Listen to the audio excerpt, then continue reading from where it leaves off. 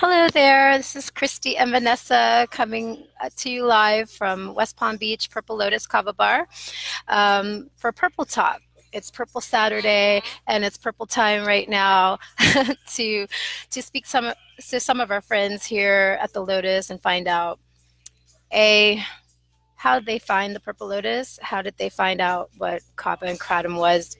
Did they find out what it was through us or through other sources?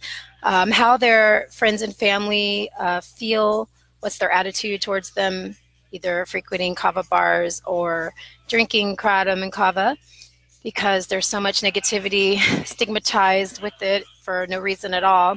So we're trying to get the positive message out there. We are not doctors or in any kind of medical field, so we always advise everyone to do their own research before they either try it or, you know, if you're interested in it. Just know that there is a lot of negative press out there. There's also starting to become very positive press out there as well, and everyone has to, you know, form their own opinion either by trying it. You know, if you're on any kind of medications, you should always speak to your doctor first. I'm a big proponent for all natural things, but everyone is different. Everyone's physiological makeup is different. Everyone's situation is different. So you need to figure that out for yourself. Did you want to say anything? No, well, thank you very much for all the comments and all the sharing of our first video. We are very excited that everybody wants to be engaged in this conversation. And we want to invite you to answer our poll that we have right now about does your family knows that you drink Kratom or Kava, and how do they feel about it? Do they approve it? So tell us about it. Call us, put your comments, do whatever you want, but interact with us. Yeah, we got a really good response. Last time was the first time that we did something like this, and we'll get better as we, you know, learn. We're learning as we go here. So thank you so much, and I would like to introduce Davin. And I'm going to be passing the mic over to him so that he's going to tell us how he found the Purple Lotus, what he knows about Kava and Kratom, his experiences with it, how he feels about it, and how his family and friends react to him drinking it. So I'm going to pass the mic over to him.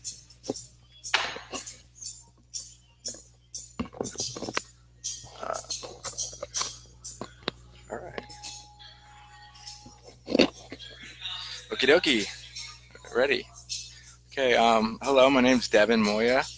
I've known about Purple Lotus since about 2009. And first and foremost, I'd like to thank them for giving me the opportunity to do my part in spreading honest and balanced awareness about Kratom. It's had a huge, significant impact in my life. First time I've ever drank Kratom was in 2009. And I've been drinking it pretty regularly since like 2014. So there's many different angles on how I have a relationship to Kratom. First, I'll explain my relationship to it in a medicinal sense.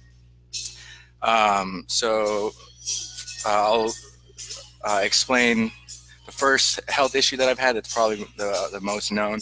I've had chronic kidney stones, and I've had like 3 really bad episodes, one in 2007, one in 2011, and one in 2013. And in 2007, you know, was the first time that I had an experience with kidney stones. And it was about a two-week-long ordeal, and just to keep it concise, you know, I was given, you know, the conventional remedies, like given like painkillers and you know, pharmaceutical things that were prescribed to me, and I just didn't react well to them. Like I could only take them for a couple days. Yeah, it did provide pain relief, but the symptoms just outweighed any positive benefits. And then, so the subsequent times that I had the kidney stones, I just had to like deal with the pain and just just tough through it without any aid from any any pharmaceuticals. And in 2014, I had a really bad year. I had a lot of like residual pain from the issue, and like I had so many doctor's appointments. I was seeking help, and they couldn't really provide any like permanent solution.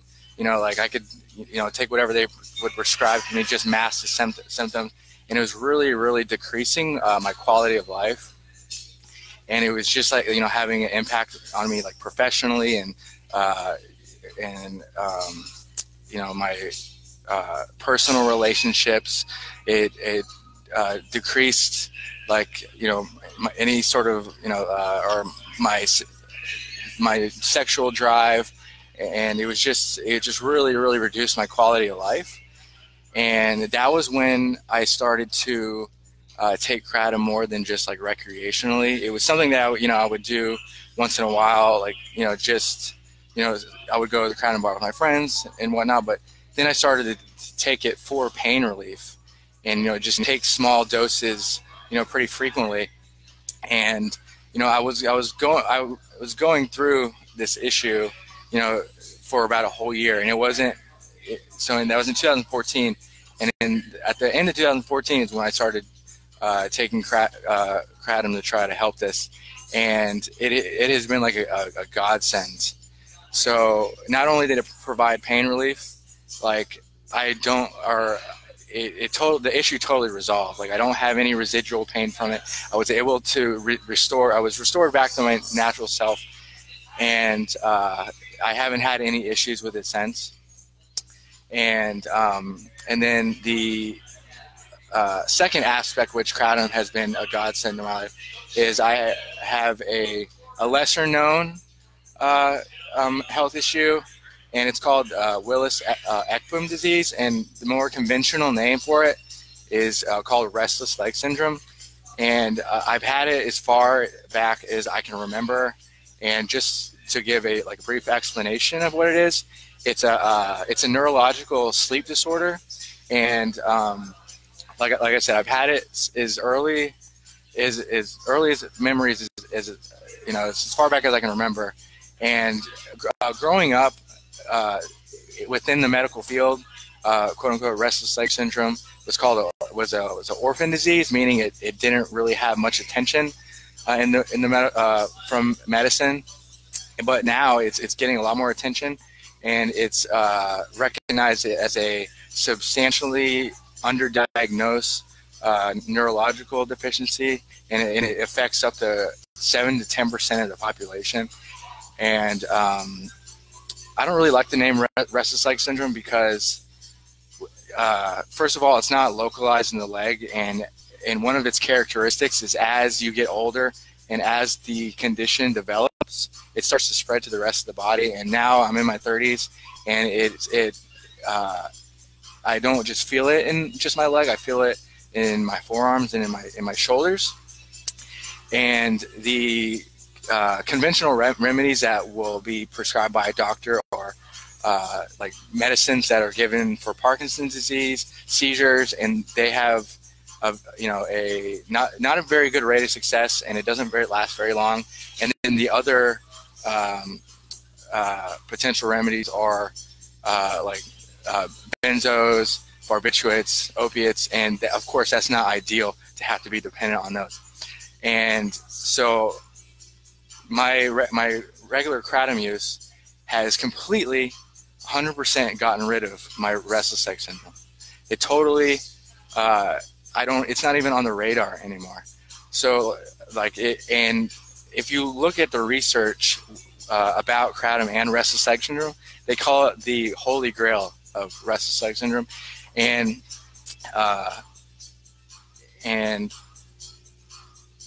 like it was being explained earlier, I don't want to say that taking or regular kratom use might not have negative repercussions, or you shouldn't have any reservations. I'm not saying that at all.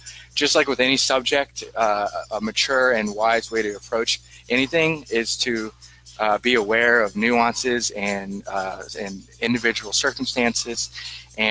But as far as my encounters, the most benign substance that I've ever come across is kratom. Like, and if you look at the research, the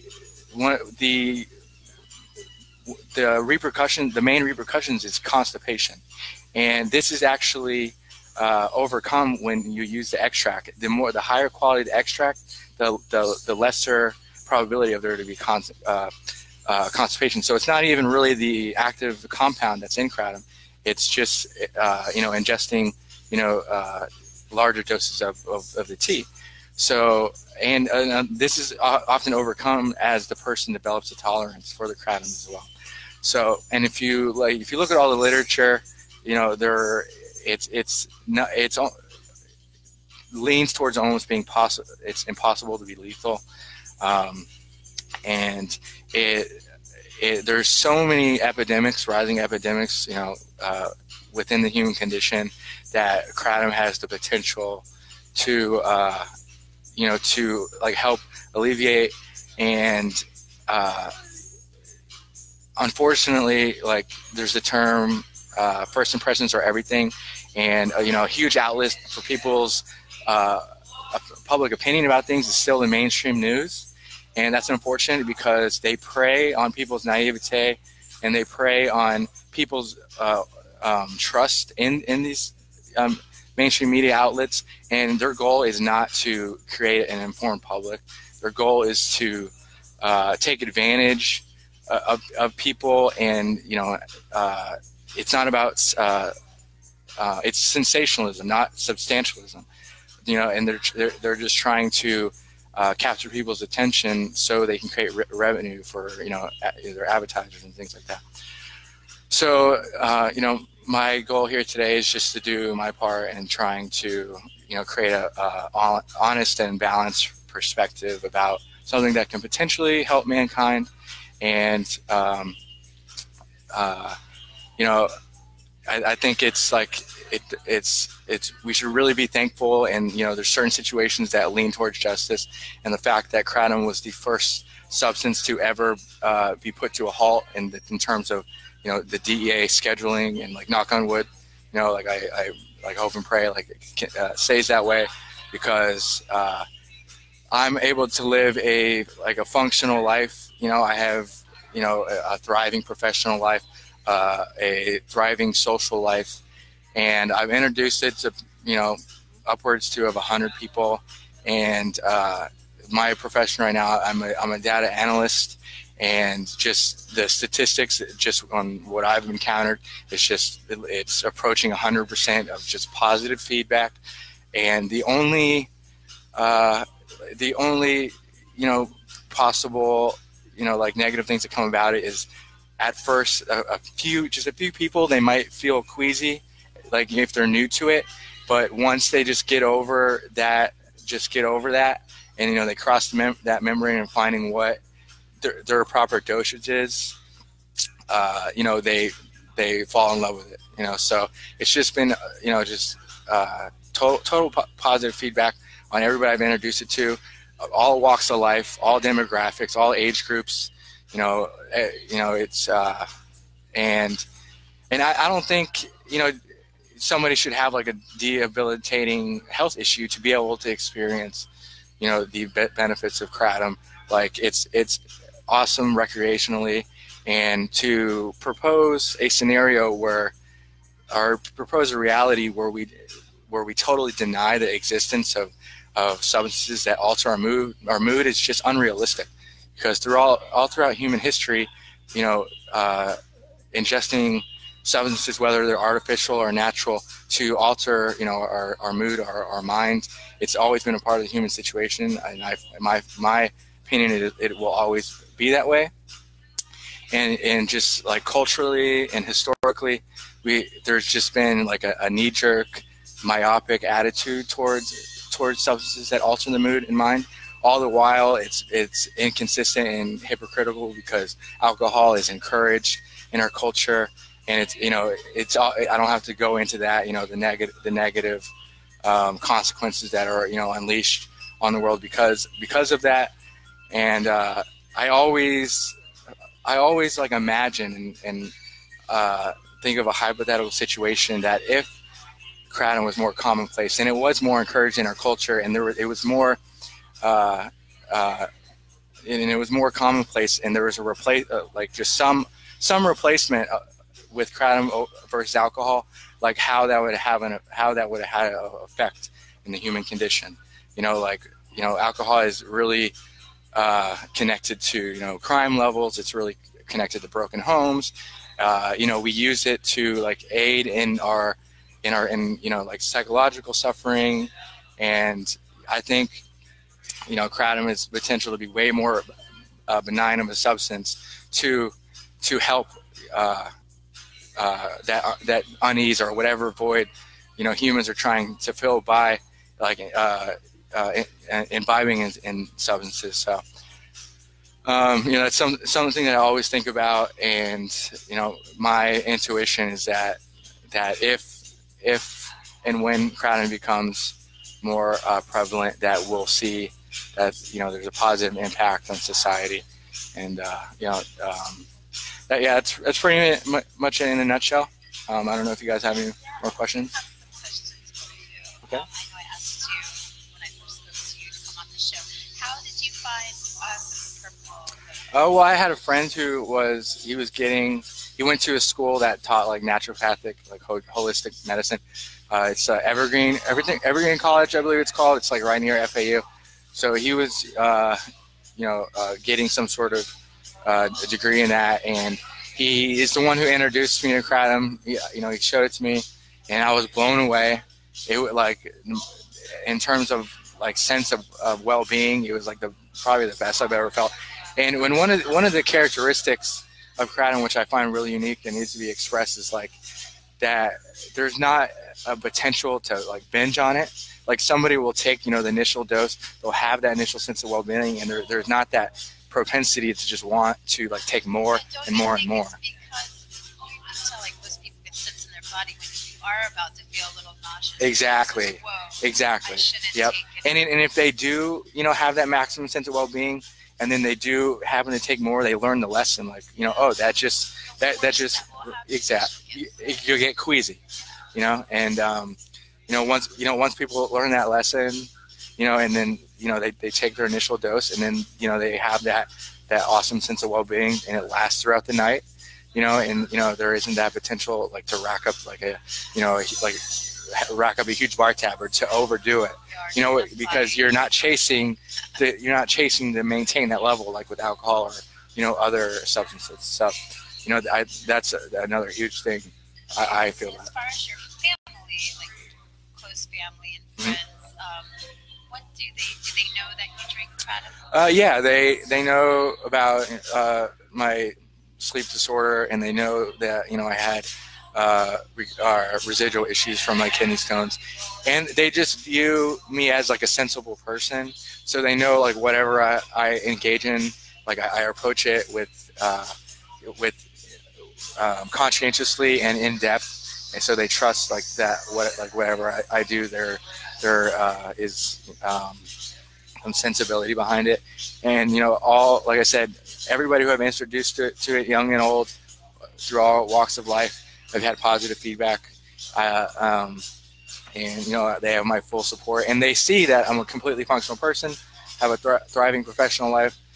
They see that my emotional intelligence and my emotional availability, and they just know that my interaction with them is to its full potential. So they don't see they don't have any qualms with it, because they just see I'm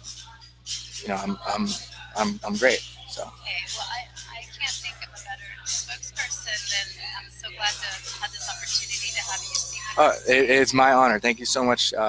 It was really awesome that we were able to connect, and it unfolded that way, and I am just as thankful. Well, I appreciate your time. Oh, of course, anytime, anytime. Whatever I can do to get involved too. Thank you. No, I felt the obligation to be, because it is, very, very profound. Very profound. It's important to get the positive word out there. Oh yeah. We have a break now, but who knows when we'll have to fight the state, local, federal government once again. Hopefully not. But knock on wood. Very awesome. Thank you so much for having me again. I appreciate it. Oh yeah, and we'll see you guys soon. Yay! Thank you. That was very. Oh, well, thanks. Thank you. That was amazing what you said, and absolutely, you're very knowledgeable about the subject, and it's so important to get informed of of the things that you're putting in your body, and you did your homework, and you feel absolutely great, and that's what we're here for, just to tell you the truth that people want to tell you of their stories. Also, we have some people saying hello. Oh, hi guys. See you later. That's Marcy. Hi, Marcy. We love you. She was our first guest. And we also had Nate. Hi, Nate. God, it looks nice Outside. 20 degrees. Well, we're going to send you some sun. Wait. There we go. All right. Here, Christy. Now, we have more guests coming up. So next on the radar here is our friend David. David, are you originally from Florida? So he's a Florida cracker like I am, and he owns a skate shop here locally in Northwood. Yeah, it's okay. And I just got to recently speak to him, and he actually introduced me to Davin, which I'm very happy to have met. And so I'm going to hand the mic over to him, and he's going to tell us his experience with Kava and Kratom, how he found the Purple Lotus, what his family and friends think about him using, and what he uses it for. Me personally, let me just say, like I said, we're going into our sweet 16 year. We're 15 and a half years old right now, and 13 of those years selling Kratom. For me, there's absolutely no high associated with it at all. If anything, it's like when you drink a coffee and it gives you just that like warm body energy, and it also helps with my back pains. Anyone who's known me knows I've been in 4 completely total vehicles, which is why I drive my tank. But sometimes in the morning I can't stand up straight, and this really helps alleviate my pain, and I'm able to put on my heels and walk out the door. So I'm going to turn the mic over to David now, and he's going to explain to us what I just told you. Thanks. Hello, everybody. My name is David, and I have been coming to the Purple Lotus for probably about 7 years now. I discovered it when I was 25. I'm 32 now. And I found out about it through Davin, who you just listened to.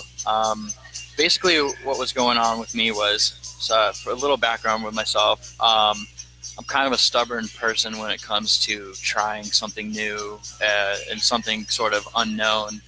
I was not the type of kid that like partied or anything. I didn't drink until I was 21. I've never smoked weed. I've never taken any prescription drugs or anything like that. So I'm the type of person that's sort of like hesitant to kind of like dive into something.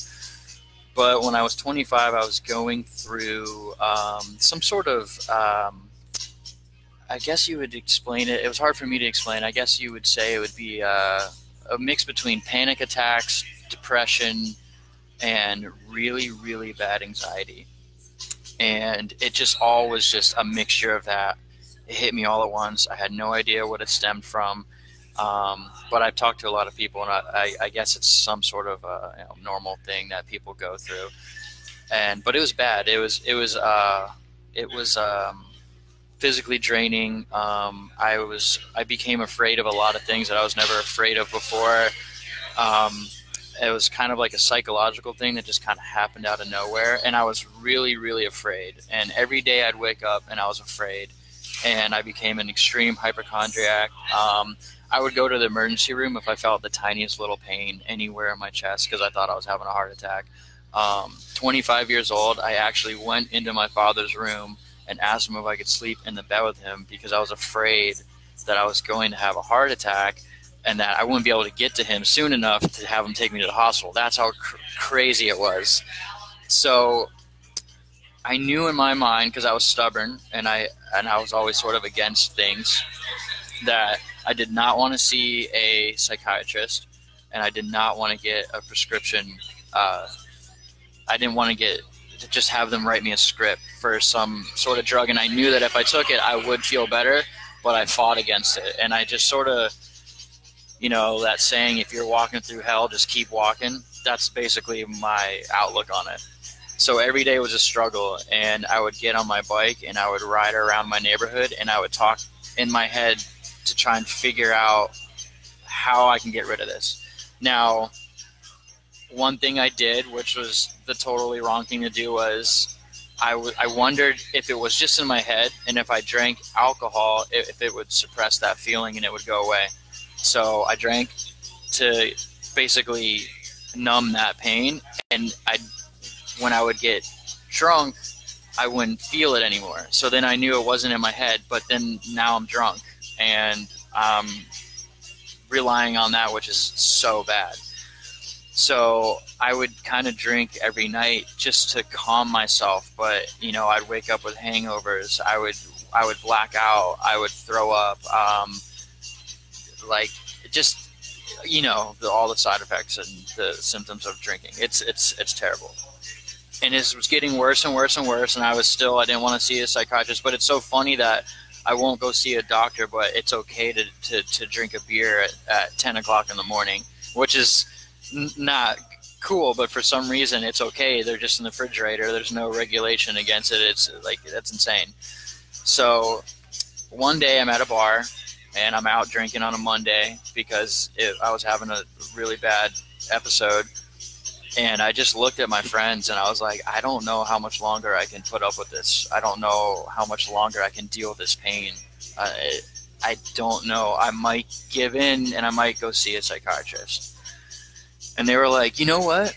We're going to go to this place, Purple Lotus. After here, you should come with us and try this tea. It will make you feel better. Blah, blah, blah, blah, blah. So we come down. We go to Purple Lotus at the old location. I get a drink called the Komodo, and within 30 minutes, I'm sitting in a nice, cozy lawn chair out front, and I realized all that pain and anxiety was just like lifted from me. And I felt the symptoms of it kick in, which is, it's not like a high, it's more of like, it's a body feeling. It's slightly euphoric, and it's a mood lifter. And I felt, for the first time in months, just normal, calm. I wasn't worried about anything. I was happy to just be around the people that I was around.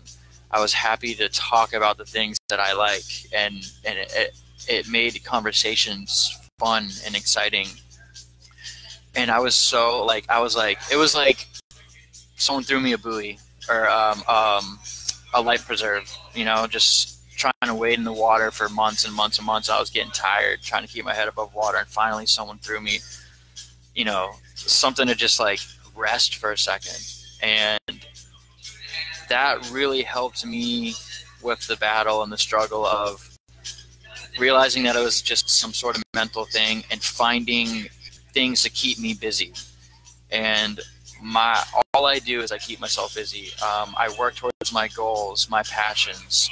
And if you fill your life with those types of things, you'll be all right and you'll be happy, and you'll seek out that happiness that you want. And Kratom was able to calm me to be able to realize that and find that again. And we drink Kratom probably 2 to 3 times a week. And I drink, it's just like how people would go and drink coffee to kind of get the day started. I usually drink Kratom towards the end of the day, to sort of get a lot of work done on the laptop and sort of relax. It's like a decompression for me now. You know, I have a long day at work. I come here, I have a drink, and I feel fine, and it's great. And really, at this point, it's just like all those issues sort of went away, and yeah, I totally back it.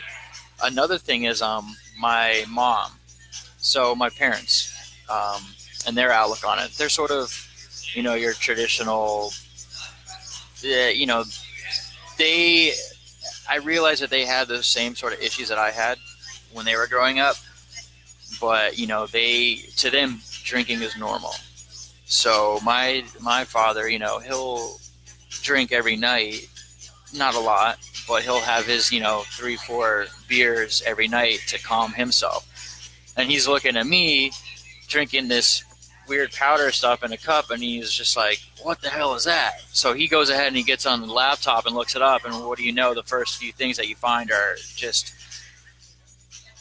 not true things. They're just, yeah, they're just trying to knock it down. So he is getting upset with me that it's this, that it's that, because, you know, when you read stories on the internet, they kind of link it to things that aren't true to kind of give it a bad rap, to get just to knock it.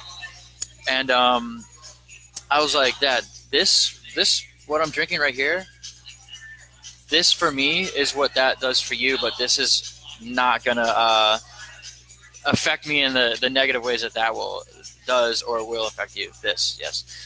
So he sort of became understanding of it, and I showed him a lot of Joe Rogan podcasts, because that's a source that he respects and likes. So when he sort of heard like these other people and these scholars and very educated people talk about it, he was accepting of it. My mother, on the other hand, she didn't know anything about it. So I wanted to actually introduce it to her and have her try it. So she, I think she takes prescription drugs for pain and anxiety, but she doesn't really want to anymore. She's trying to find a way to get off of that, not to have to rely on that. So I took her to a Kava bar, and I gave her a tea. And one thing that I think is very important when you first take it is to have somebody educate you on the amount you should drink, what you're going to feel, and sort of anticipate that. And I kind of gave her the whole rundown, and within literally 5 minutes, she was just like, her spirits were higher, and she goes, you know what? I think I found my replacement to Xanax, or something like that. Yeah. And I was just like, that's so crazy. So yeah, she'll drink it whenever I come to visit her. We'll go, and she lives up north, so we'll go and we'll find a place and we'll get it, and we'll literally just have like a great time conversating and catching up, and just uplifted sort of time spent together. So that was with her, and yeah, they're totally backing it now. And I've showed them documentaries and other sources, and they totally get it. When you kind of put it into perspective, and it's like, you know, it's crazy because they'll try to link all these negative things to it. You know, if someone had passed away and they just so happen to be a Kratom user, they'll say that the Kratom did it, you know, but it's like people die from drunk driving and drinking and alcohol poisoning all the time. And it's still okay to go out and get wasted. It's still okay to go out and celebrate by intoxicating yourself with alcohol. And that's just, yeah, it's terrible. And it's a shame that something like this that's so helpful for, you know, war veterans dealing with PTSD, people with, you know, extreme back pains or anxiety, that they'll just look at this and go, oh, we have to get rid of it. It's bad. It's just an immature way. It's just like very surprising that grown adults will treat something like that rather than sitting there and studying it and seeing really, okay, how can we use this and how is it helpful and how can we distribute it the right way and spread the word, not distribute it, but spread the word on it to, you know, it can help a lot of people. So yeah, that's my outlook on it and my experience and my introduction to it. Kratom. I back it. Yes.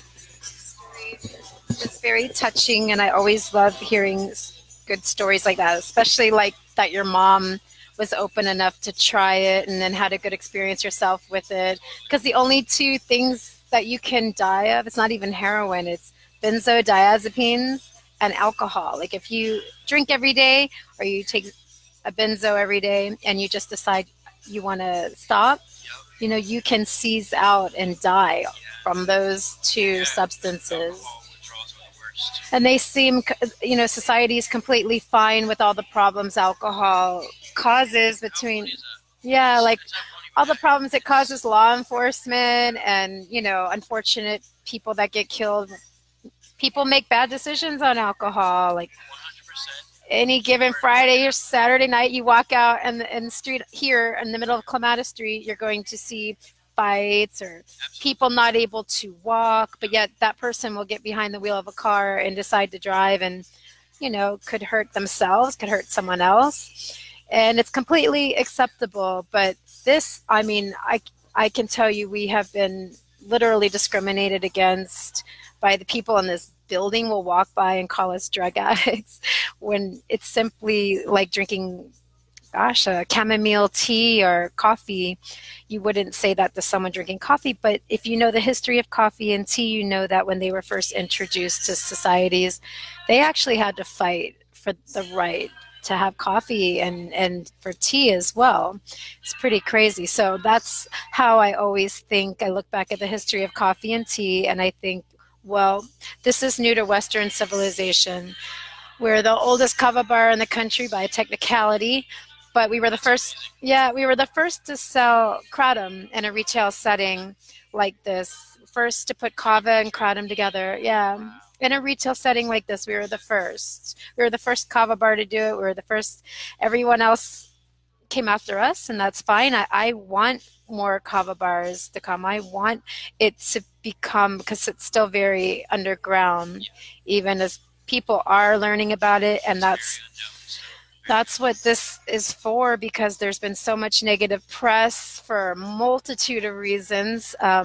My theory is always the drug treatment centers, because one of the things that it does is it helps people with opiate addictions, whether it be heroin or pills. But as you can see from your own story, it's helped you with anxiety. It's helped, I mean, I don't know if does your mom drink it now or only like when you come to visit? She only drinks it when I come to see her, but she wants me to come so we can go and drink it. Okay, that's nice. And then, you know, he had the restless leg syndrome, and it affects everyone. Has, you know, everyone's different, so everyone has like different little things that bother them. I like to think that kratom is something in it that could help, you know, almost anyone. Like, I don't really have anything like that except for my back pain from my accidents, and it greatly helps me with that. I mean, I call it a miracle leaf because it helps so many people for so many things. But the drug treatment centers down here in South Florida were very, very powerful. They have a lot of money behind them. They have big pharma behind them because there's so much money in that industry, and everyone was sending their kids here. We were the recovery capital of the world right here in South Florida, and they wanted us gone. Like, they made it their mission, and they fought us so hard to get rid of us, because if you drink this tea, that is really good. If you really want to get sober, it's up to you. They have a 96% failure rate, because you can't just be sent to a rehab and expect to remain sober. You have to actually want it. And what this does is it attaches to the same receptors in your brain to connect them, that when you've been an opiate addict, they open up and they don't ever close, so you always have that desire to use. So if you drink this and you want to remain sober, it lessens that desire, so it helps them so much. And honestly, if they ever made it illegal, you know, with the pharmaceutical drugs, someone dies from it every 12 minutes, and they're completely fine with that as well. People can die from a pharmaceutical drug, but if you fall off a ladder and you have kratom in your system, it's the kratom that did it. They just look for anything to blame, and it's such a shame, because this helps so many people that if they ever did make it illegal, are really hard to get. A lot of people are just going to turn back to drugs and alcohol, or prescription medication that has awful side effects and makes it really hard for people to function. So I hope that we never really have to deal with that. But we are going to have a special guest. That we also have a cat in here. I would like, what's the cat's name? Robert? Can Robert say hi? We have a special guest, Robert. Robert the cat comes to visit us a lot. And he's going to come say hi if she can find him. He's crawling around here, probably hiding from some of the dogs. So,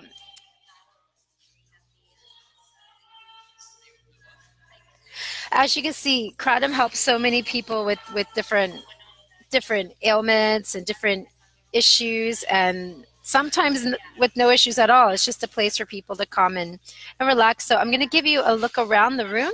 So if you've never been to a Kava bar before, you know what to expect. It looks like a bar, but without alcohol. And here's Robert. Is that Robert? This is Robert. Say hi. So you can bring your pet, bring your bird, bring your hamster, bring your sugar glider, and then Matt is going to come speak to us in a moment. He is, gosh, he is an old school soldier. I've known him how many years? Like 13? God, okay, yeah. So 13 years. So were you there when we used to just sell Kava, or were you there when we first introduced Kratom? Okay, wow.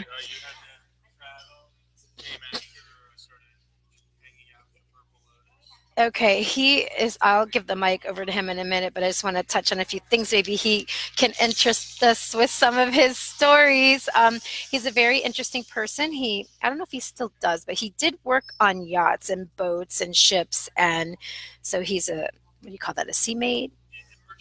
A merchant marine. And he was on that beautiful boat that sunk off the coast of like Maryland or somewhere. North Carolina, and he was one of our very, very original customers when we were at our old location, and just want to take this opportunity to tell you thank you for being a loyal customer for so long, and it's awesome to have you back as you were gone for a really long time. And now that was his cat. Robert is his cat with his beautiful girlfriend, and I would like him to tell us how he found us, the Purple Lotus, how Kava and Kratom, like why he drinks it, how it's helped him in his life, and if his close friends and family know that he drinks it, and if so, what do they think? Is it good or is it bad? And I'm going to turn the mic over to him now.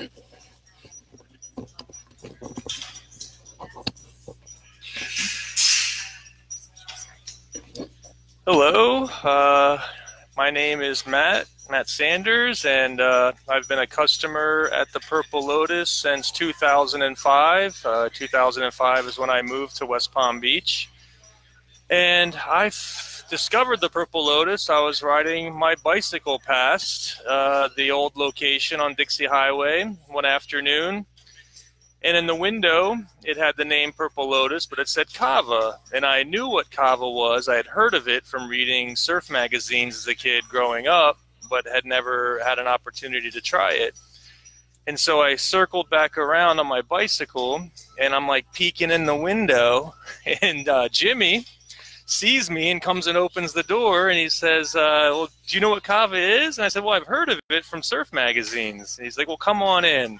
And he poured me my first shell, and I really enjoyed it, and I've been, coming ever since. And that was in 2005.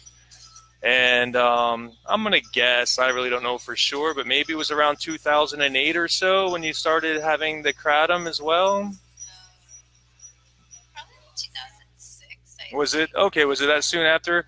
That kind of makes sense from my little story too, because you had the Kratom for a while before I even tried it.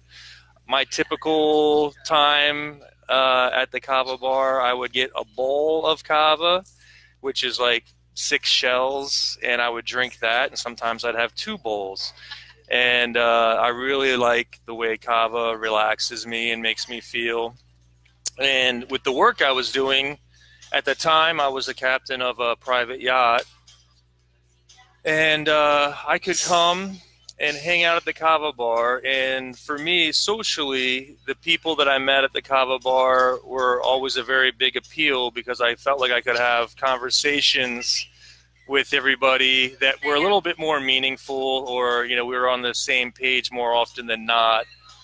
And I just enjoyed the company and the friends that I made through the Kava bar way more than I could have ever by going to like a local bar and hanging out, because, you know, that takes a toll on you. You know, I do like to go out and have some drinks, you know, but when you're working really hard, you know, you can't do that. And so I could go to the Kava bar and enjoy Kava, and I would sleep like a baby. And there's always been something, sleep for me is like, I sleep, but it takes me forever to fall asleep.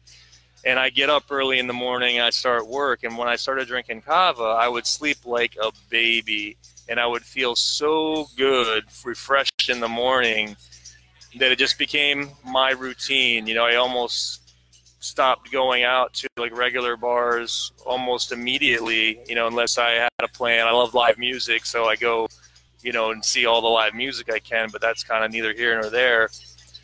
But overall, the Kava is great. And I was coming to the Lotus, and they had the Kratom on the menu for a couple of years before I even tried it, and there was no reason I didn't try it.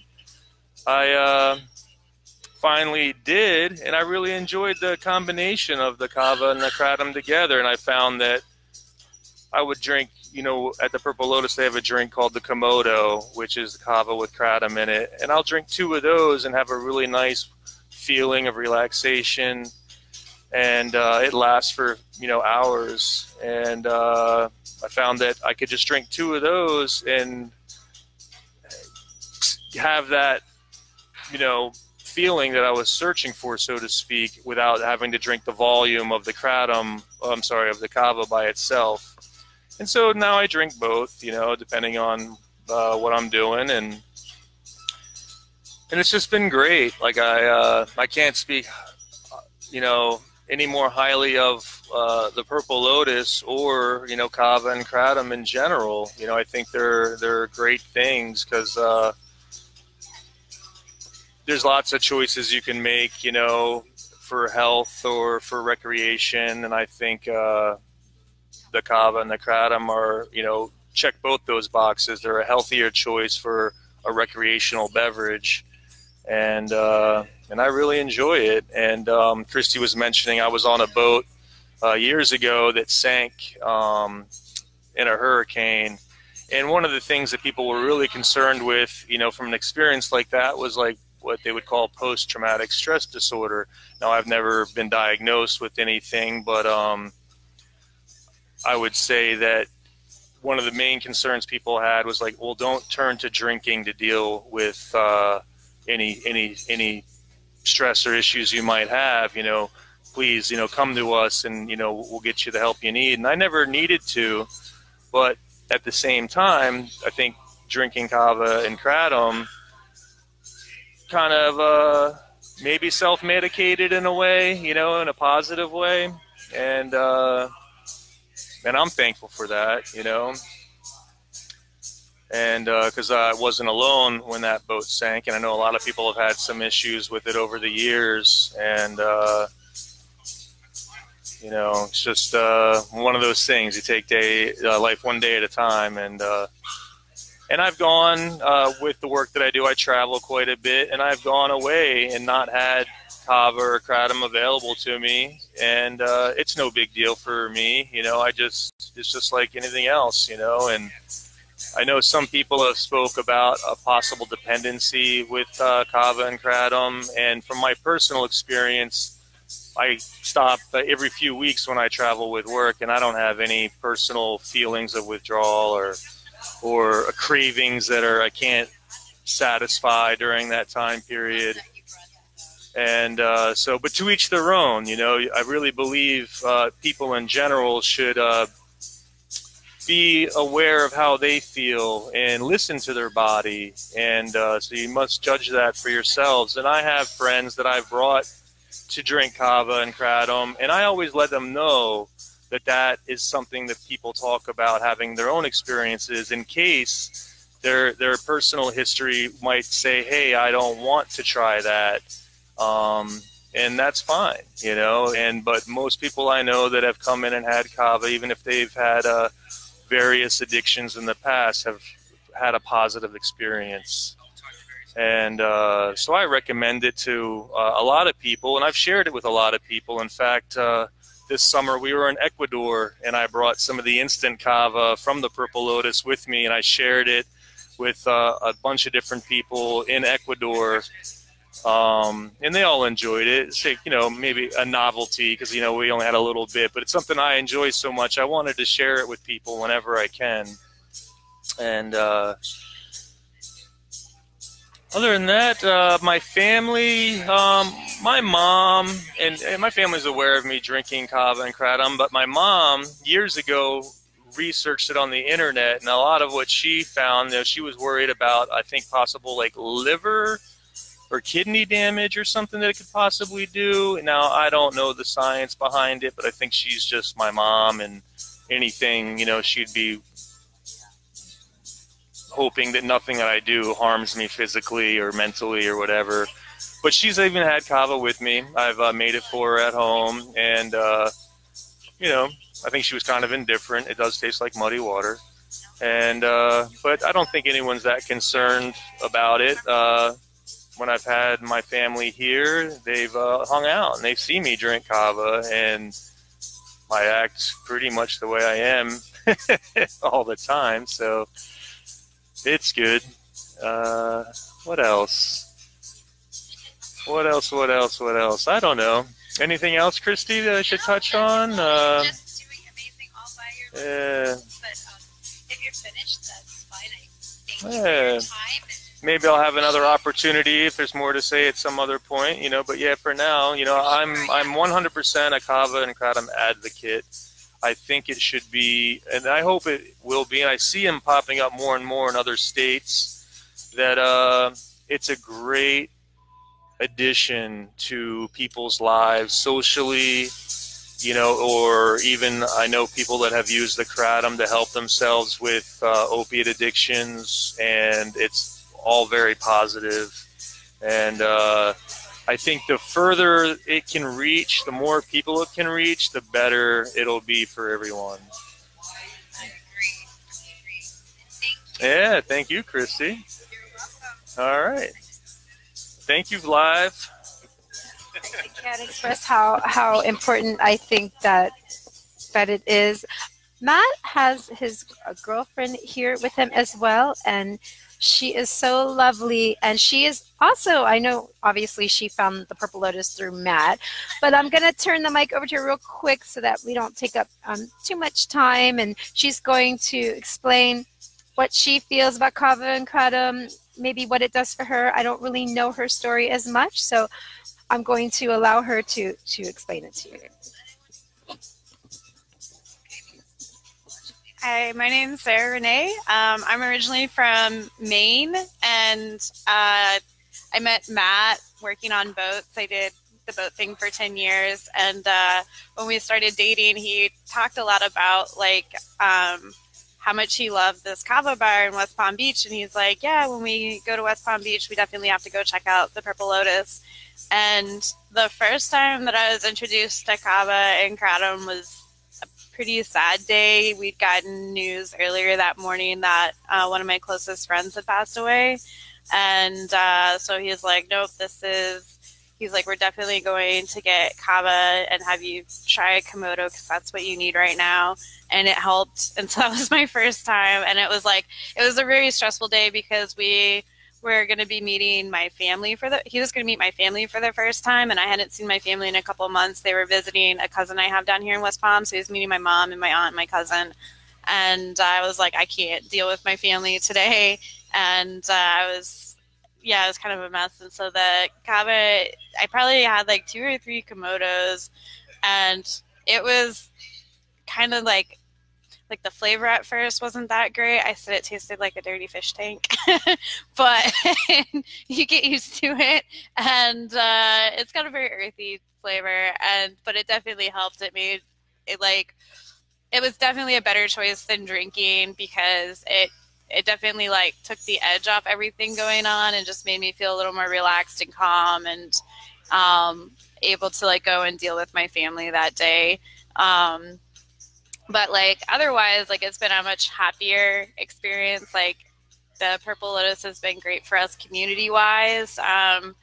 It's definitely been a big difference moving from the north down to Florida, and like you know, we were living in a big city before this in Philadelphia, so like West Palm feels really small. So it's cool that we have like up in Philly, like we were definitely kind of like in more like an alternative scene, and there's not so much of that down here. But like Purple Lotus has been cool because it's different people with different backgrounds, and so it's nice to come here and hang out. And I usually drink Kava. So in general, like I found that I'm pretty sensitive to like any kind of substances. So like I don't really, like I've never enjoyed the feeling of being drunk. It doesn't feel good to me. I've never like drank coffee or caffeine. I had a friend years ago turn me on to yerba mate as an alternative form of caffeine, which they serve here. And the mate I found like where all other caffeine made me just like sweaty and my heart would go crazy and I'd feel like really like anxious. The mate doesn't do that at all. It like comes on very gently. It like puts me in a good mood. It gives me energy. Like it makes me feel very calm. And so I drink it a lot before I work. And it doesn't like you don't crash from it like you do coffee. Like it just kind of like gently comes on and gently goes away and gives you the energy you need. So, so the mate was great. So when like I was first introduced to like the Kava and the Kratom, I wasn't sure what to expect. And I found that I can be sensitive to the Kratom. Like I have to eat before I drink the Kratom. Otherwise I can feel nauseous, but otherwise it is a very like relaxed feeling. The Kava is super mellow and I love it. I feel like how I describe it to people is that you get kind of like when you have like 1 or 2 glasses of wine or alcohol and you get kind of that nice relaxed feeling before like your head gets fuzzy. It's kind of like that. Like I always feel like I'm clear headed. That's one of the reasons I love it so much is like I can get like that positive feeling of just feeling relaxed. Like my muscles feel relaxed. I feel good, but I don't have to worry about like having like a fuzzy head or like feeling drunk or anything crazy. Like it's super mellow. And my mom's even come here and she's tried it and she loved it. I have a brother up in Maine. So Maine's been hit really hard by the opiate crisis, and the town that my mom and my brother live in is like anytime it like Bangor, Maine comes up in the news, it's always about drug problems. And like almost every family I know up there has someone who has a family member struggling with addiction. And so my one brother, he's been struggling with heroin addiction for several years now. And we didn't know what to do for him. It got really bad. We tried, like, he went to rehab. He has tried a bunch of things. And the only thing that's actually been able to help him was Kratom. And I didn't even know that he was using Kratom. Like Matt and I had been down here. I didn't know that there was like any association at all, like with Kratom and opiate addiction, until like we started coming here. And like a couple years ago, they were trying to make Kratom illegal. And that's when I found out about why and like how it helps opiate addicts. And then I didn't even know that my brother had been using it. And so my brother's been trying to kick his addiction for probably the last 2 years now, and he's been doing really good for like the last, I'd say like maybe 6 or 8 months, and he's been using Kratom to help out with that.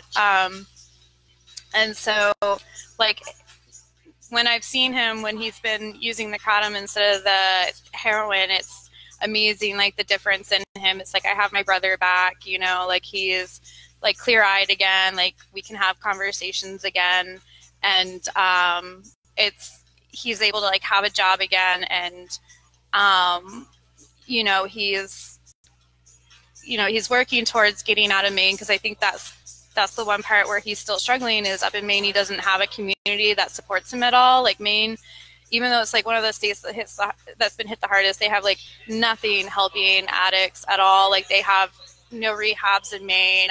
The only thing is like methadone or Suboxone clinics, and so he didn't want to go that route because he saw it as like, he's like already addicted to one. It started with like a pharmaceutical. It started with Oxycontin, and then it ended up heroin. So why would he want to be supporting the pharmaceutical companies again by using Suboxone all the time?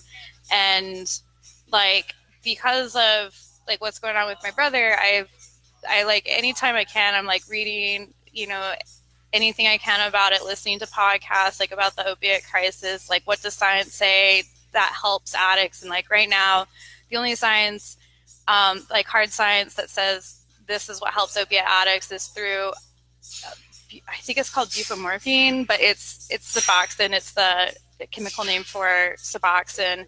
And so it's like, okay, that's still like another pharmaceutical drug. You're just trading one pharmaceutical for another. At least the Suboxone's more mild. And it'd be nice to see, from what I've seen and what I've read about Kratom, is that right now there's not enough scientific research done on Kratom. No one's doing research on it, but it'd be really nice to see someone look into it, look into how it could be used to help out opiate addicts as another form to do so. So I just know from my personal experience with my family, with my brother, that the Kratom's just been amazing in helping him, and I'd love to see it taken more seriously and have more research done on it and figure out ways that it can be used as treatment, because it's definitely worked for my brother. And like when my mom came here, she's like, this is what he's been taking. And so she tried it. She's like, wow, this is really mild. This isn't what I was expecting. Like, I don't see how this could be harmful to him. And I've never like had any problems with anything. Like I said, I've been very sensitive to a lot of stuff. And so like the Kratom and the Kava are just so mild that, I don't think that they're a danger or a threat. I mean, I think everyone, like any substance can be habit forming. It's going to vary from person to person. But as far as Kratom is concerned, I think it's one of the more mild substances someone could use. So I don't know if you want me to say anything else. Yes, okay. It's just amazing to me. Like, I don't even need to say anything. You just give the mic to my amazing customers, and you see that everyone has a different experience or something that it's helped them with, or they have their own opinion. But right now I'm going to bring my kids here. This is London and Sophia Ciano, and one of the things that they always brought up was, oh, we're worried about Kratom getting in the hands of the youth. These kids have grown up in a Kava bar. And do you like Kava and Kratom? Do you go out of your way to drink it? Do you go out of your way to drink it? Do you want it? What do you think about it? So you don't like it. You try to stay away from it. Okay, so that is basically all I wanted to show, because for a long time they kept saying that Kratom and Kava was something that they were worried about getting into the hands of the youth. And I can tell you from my own children that they are not interested in Kava and Kratom whatsoever, and these two could have gotten anything that they wanted, even though, to be honest with you, in a lot of ways, probably could be helpful to them. And another thing that I want to point out is every single person that spoke here today was amazing, and I'm so very grateful and thankful for them and their stories. They all come from different backgrounds, and they all touched upon different really important things to say without me prodding them or saying anything to them. On their own, just give them the mic and they talk and they tell their story, and the truth comes out. And that's what this show is about. It's just we have the truth on our side. Look who's there. Alexander Isaacs. That's B. And B. Rikaya. Hi, Rikaya. Everybody. And Michael Shaw. Jimmy, you saw Jimmy walk by? He did sneak by real quick. Yeah, come down to Florida. Come visit us. We'll SWAT together. And anyone, Rebecca. Hi, Rebecca. So, anyways, Miss Vanessa, do you have anything else to add? I'm just so grateful.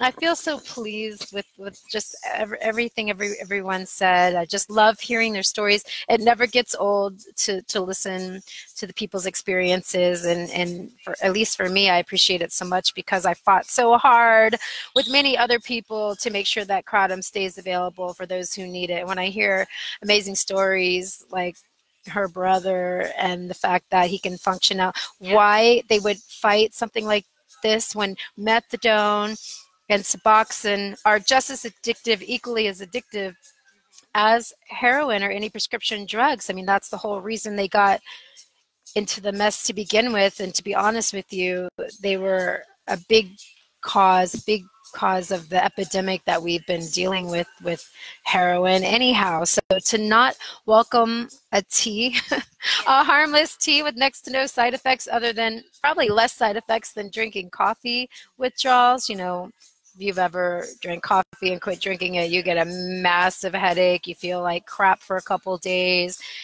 It's less than that. I mean, there definitely is withdrawals, like from me drinking it all the time. I go to Europe for months. I don't take it with me. I just quit cold turkey, but it's not a big deal. I do maybe, get irritable for a day and maybe have a restless sleep. But after that, But it's I'm not that fine. your body physically needs it, and that's very important. It's like you can drink. Hello, I'm coming back again. You can have Kratom and Kava, and it's not that your body physically needs it. It's not like you're hooked on it, and that's the whole idea. My husband and I come all the time, and we love to come here not only for the Kava, but also on the Kratom, but also with the family community that we have, and that's why we are making a better community, better friendships, and that's what we're here for. And I think Kava and Kratom does that, like unites people.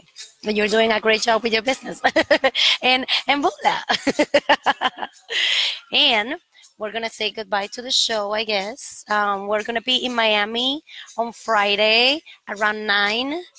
With the people from Miami. So if you live there, please check us out. We're going to be there having fun with everybody. So any final thoughts? Follow us on Facebook, Instagram. We are going to start broadcasting live from YouTube as well soon. And we wish you well to everybody. Let me put you here. Okay. Goodbye. Thank you so much for listening to us. Those who take 5, 10 minutes, 2 minutes, we appreciate you. Thank you. If you have any questions or anything to say, just shoot us a text or a comment and we will get back with you. Thanks. Bye. Yeah.